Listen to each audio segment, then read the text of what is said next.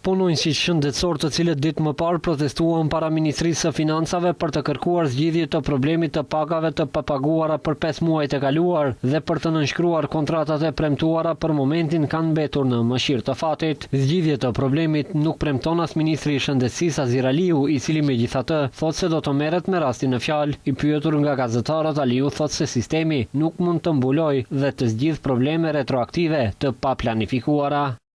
Më përmendet për një klinik, e dini që në Tetofe zgjidhen, do të mundohemi ta zgjidhem edhe në klinikën për fëmijë, por ama në mënyrë retroaktive nuk mund të zgjidhen problemet. Problemet duhet të projektohen dhe të zgjidhen në formë afatgjate, në këtë rast për një vit. E dini që viti fiskal fillon nga janari dhe mbaron në 31 dhjetor, pra nuk mund të kthehemi retroaktiv të zgjidhim problemet nga janari e këndë.